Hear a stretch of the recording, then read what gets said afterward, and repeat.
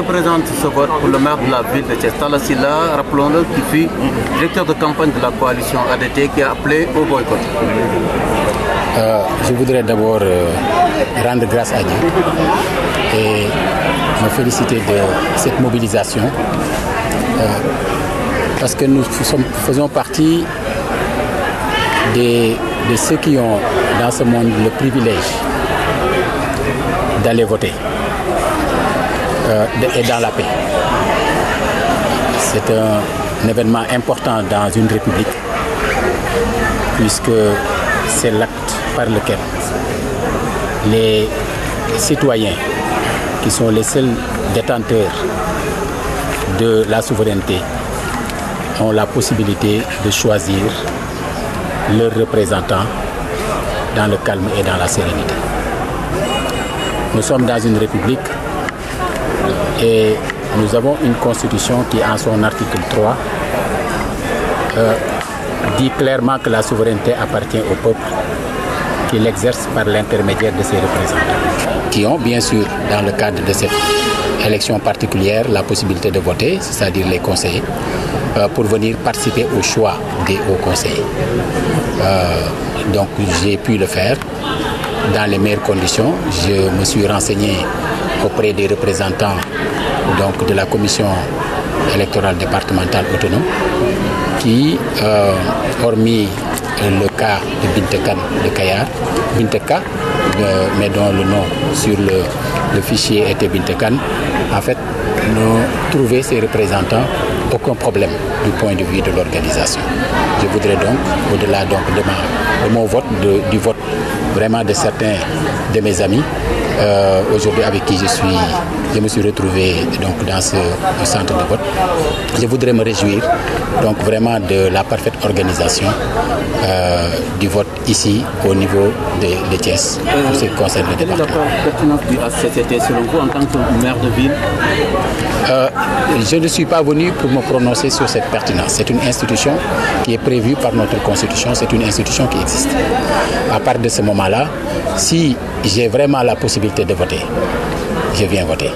D'autres citoyens sénégalais n'avaient pas la possibilité de voter parce que n'étant pas conseillers, mais je suis convaincu que certains auraient aimé aujourd'hui être conseillers pour avoir la faculté de voter. Maintenant, pour ce qui me concerne personnellement, j'ai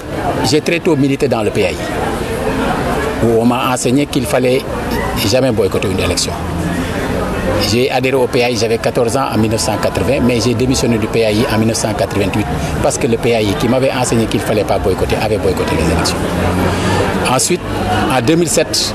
tout le monde sait que j'étais malade et que je me suis retrouvé à l'hôpital à Paris une première fois. Pendant la campagne des législatives, alors que j'étais tête de liste, j'ai volontairement quitté l'hôpital. J'ai signé donc pour quitter l'hôpital sous ma propre responsabilité parce que je ne pouvais pas concevoir être vivant, être sur cette terre et ne pas voter à une élection. Et je suis venu voter. Je savais ce qui pouvait donc subvenir et ça m'a coûté très cher dans la mesure où le même jour je ne pouvais plus me lever. J'ai dû être évacué à nouveau à Paris dans les conditions que tout le monde sait. Je pense donc que l'acte que j'ai voulu poser aujourd'hui n'a rien à voir avec la conjoncture ou une quelconque situation. Il y a eu une influence depuis ce matin. Vous, en tant que responsable politique, qu'est-ce que cela vous dit? Vous savez, il faut Majmoud Diop me disait toujours, puisque j'ai soulevé le PAI,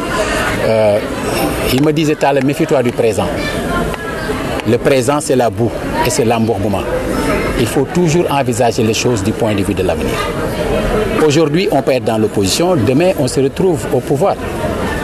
C'est-à-dire dans une posture où on va être les principaux intéressés à mobiliser l'électorat. De ce point de vue-là, je pense que notre devoir aussi, c'est d'envisager l'avenir et de nous dire qu'aujourd'hui, nous devons nous tous nous réjouir de cette participation. D'ailleurs, personne ne sait qui a voté pour qui, en réalité. Parce que parfois, malgré les apparences, les gens peuvent avoir des surprises. Aujourd'hui, je pense que nous devons tous, en tant que démocrates,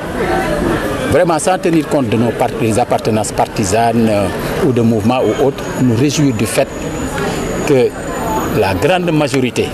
des citoyens qui étaient concernés par l'élection des 11 hauts conseillers, cette grande majorité s'est mobilisée. Je m'en réjouis fortement, d'abord en tant que citoyen, ensuite en tant qu'acteur donc de la classe politique sénégalaise, mais aussi en tant que maire de la ville de Thiès, parce que justement c'est cette ville qui accueille l'organisation de ce scrutin dans le département. Monsieur le maire, l'opposition avait créé Wallu Sénégal. Ensuite, on sait que c'est un nom que vous aviez créé pour aller aux élections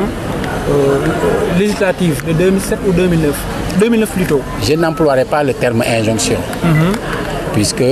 nous avons des rapports très civilisés et je souhaite que ces rapports aussi s'étendent sur l'ensemble de la classe politique. Nous pouvons avoir des désaccords, nous pouvons avoir nos propres opinions, nous pouvons garder intactes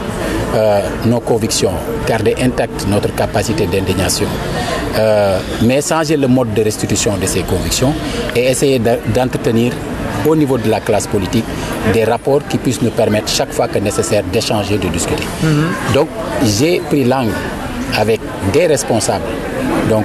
du Front pour la défense du Sénégal pour attirer leur attention, puisque je me suis dit ils ont dû choisir ce nom par inadvertance. De deux interprétations, il faut toujours choisir la plus généreuse. J'ai choisi donc de prendre cette interprétation, de me dire que c'était par inadvertance. Je leur ai rappelé que le mouvement Wallu Sénégal existe officiellement depuis le 27 février 2008 et j'en suis le président. Wallu Sénégal est l'une des organisations membres de Fal Askan Wi.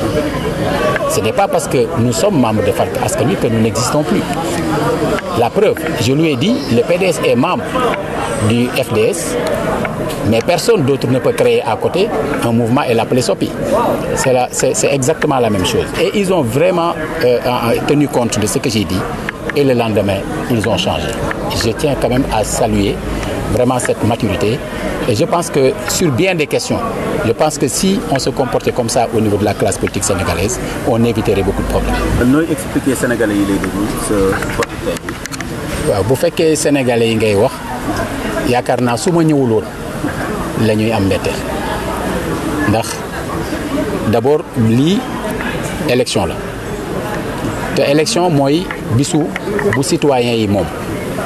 ndax suñu constitution ci article ñett bi tomu ñett bi dafa wax ni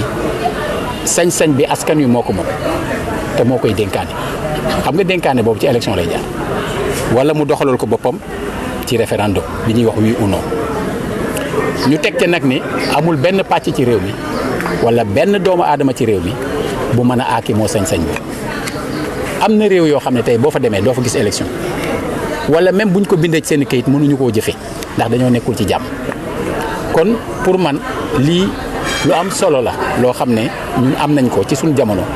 ñu war ko sàmm moo waral man dama mës a gëm ne élection kenn du ko boycotté loolu du lu bees du xalaatu tey ndax ñëpp xam nañu ne PA yi moo ma yàlla ba may am fukki at ak ñeent laa ci dugg waaye bi ma amee ñaar fukki at ak ñaar laa ci bàyyi te ñoom ñu boycotté élection moom ci tax a bàyyi ndax dañ maa jàngaloon ne élection kenn waru ko boycotté kon déjà loolu yàgg na te du tey ndax 1988 la bi ci topp mooy Sénégal yëpp xam nañu ne 2007 dama jagadi woon nekk hôpital ca Paris ñuy def élection député boo xam maa doon tête de liste te mënumaa ñëw ci campagne bi mu desee ñeenti fan damaa génne sama bopp hôpital ci loo xam ne fajkat yi ànduñu ci ndax dama leen mënumaa toog di noyyi ci àdduna te dama voté ji looloo waral ma jël ñëw bi may ñëw keroog di voté ñi ko fekke gis nañ ne comme damay rang man toujours su may voté dama faa njëkk fajar laa ñëw teg chaise toog ndax booba mënumaa taxaw jaraloon na ma lool ba ma voté ba pare ndax effort yi ma def ba jóge foofu ñëw bi ma voté ba nopp mënatumaa jóg ba dañ ma évacué waat pare kon xam nga su ma jaaralee loolu gisuma tey lu war a mën a tax ñuy def élection yàlla dogal sénégalais yi yëpp bokkuñu ci voté bi ndax élection wu ay haut conseil donc conseillers yi ñoo mën a voté kon su fekkee man yàlla may na ma bokk ci ñi am chance su participer ci tànn ñooñu ñu war a wax quand même ci turu sénégalais yi damay jóg voté si loolu laa def si woon tey may rafetlu le fait que ñeneen aussi ñëw voté si kenn neewul sa morom nangam na dañoo bokk ay yëg-yëg ñu ñëw def si ko parce que loolu dama jàpp ne lu jaadu. kon donte vote secret la mëneesul xalaat ne Talla Sylla si ñetti liste yi ban liste la si voté jarul di la ko laaj. non parce que bu ma ko defee damay tooñ bu ko defee damay jalgati te bu fekkee ne dafa am foo toll ci sam réew da nga war a bokk ci ñuy jàngale xëy na doon na neex ci man lool ma taxaw wax li ma def li ma voté ak lu tax waaye dama warul mais comme waruma nag je préfère rek ñu xam ne voté naa. mais ñu ragal ne abstention moom amul bulletin bu ko prévoir peut-être ne xanaa mos nga dem def loo xam ne day niilal sa vote te boobaa dañuy jàpp ne monsieur le maire daal wote na peine perdue. waaw nooy jàngatee HCCT bi. ma ne ko Talla daal wote na. HCCT bi. non xam nga man kenn dégguma ci te bu ngeen seetloo quand même bëri na luy xew ci Sénégal te kenn du ma ci dégg tamit ngir dafa bëri loo xam ne la ma ci xalaatoon dama ko wax bu yàgg ñëpp xam nañu bi may présenté wu présidentielle 2007 dama proposé projet de constitution ñëpp xam nañ dama bokkoon ci assise nationale donc li ma xalaat nit ñi xam nañ ko ba pare tey jii question bi du li ma xalaat question bi mooy li fi ne di institution loo xam nekk na loo xam bu ma ñëwee bu ma ñëwul dana am ñu fa dem bu ma amee buntu bu ndaw boo xam ne mën na maa may ma bokk ci ñii tànn ña fay dem di war a wax ci sama tur di ko wax ci turu ñeneen. kon mën na sa jàpp Talla Sylla ñëw na kon dëggal na ne loolu lu amal njëriñ Sénégal la. wax bi tekkiwul loolu. wax bi li muy tekki mooy tey jii ab citoyen sénégalais laa ci jamono bii institution yii ñoo fi ne et mon devoir c'est de respecter les institutions man tey jii am na ñoo xam ne damaa jiite conseil. dama jiite ab conseil boo xam ne am na ñoo àndul ak man mais bu ma wootee dañuy ñëw lu leen neex na la ñuy voté waaye le fait que ñoom bu ñu ñëwee quorum di am ak yeneen daf ma koy rafetlu kon man du ma def luy tax quorum bañ a am ci li ñuy voté bu ñu génnee rek juste pour le plaisir de dire d'accord moo ci woon institution bi donc jamonoy d'accord ma dafa weesu jamonoy d'accord ma ci institution bi ba ñuy wut pour taxawal institution bi am ndéet la mais tey jii ka nekk na. nekkatuñu ci débat boobu débat bi ñu nekk tey mooy su xasee nekk nan la ñëpp di fexee en tant que citoyen di xam la fa xew bu defee lu dul noonu ñu joyanti bu waree tegu ci yoon ñu teg ko ci yoon ba bis boo amee yow kàttanu nekk foo xamante ne yow yaay dogal leneen bu boobaa soo jàppee ne du moom nga teg leneen loo xam ne da nga koy proposer askan wi moom sañ-sañ bi bu ñu d'accordee ak ci yow ca loolu ñu tëral. xibaar yi wax ne Talla Sylla président de la République da ko bëgg a copter si 70 yooyu ndax mën nañu ko firdeel ab bu dee waaw ñu bëggoon la copter ndax di nga dem. xam nga paaka d'abord kenn du ko jiitu ci mbaram ñëpp xam nañ ni Talla ñaanul dara mësul laaj dara man mësuma laaj dara loolu ñëpp xam nañ loolu dama ànd ak ay nit nag bu lépp lu jëm ci wàllu wi ñoo xam ne damay liggéey ak ñoom bis bu amee loo xam ne dafa jëm ci wàllu woowu danaa dajale nit ñi nga xam ne mbir moomu concerné na leen ma wax ceeg ñi xam nga ñi xam ñëpp xam nañu ne boo jëlee jëmmi Macky Sall waxuma président de la République jëmmi ji ñëpp xam nañ sama xarit la waaye ñëpp xam nañ aussi ne ba mu nekkee président ak léegi ñaari yoon yu ñu daje ñaari yëpp public la bi njëkk association internationale des maires francophones ñoo doon daje mu daje ci King Fahd Palace ak sommet wu CEDEAO mu teew ca recevoir ñu ci cadre boobu beneen bi ci des mooy ci dialogue national bi ñëpp di dégg te ñëpp xam ne ku xam Talla Sylla xam ne bu ma bëggee def dara midi laa koy def jaar avenue de Caen ne topp leen ma maa ngi dem mais président Macky Sall ci boppam xam bu ma xam ak respecté bu ma respecté mooy tax du mas a toog nii moom directement nii keneen mu yebal ko ne ko demal wax Talla Sylla la ñëw bokk ci parti xam na ni maag moom bu ñu waree toog di waxtaan danañu waxtaan su ma waree wax ak président daa wax ak président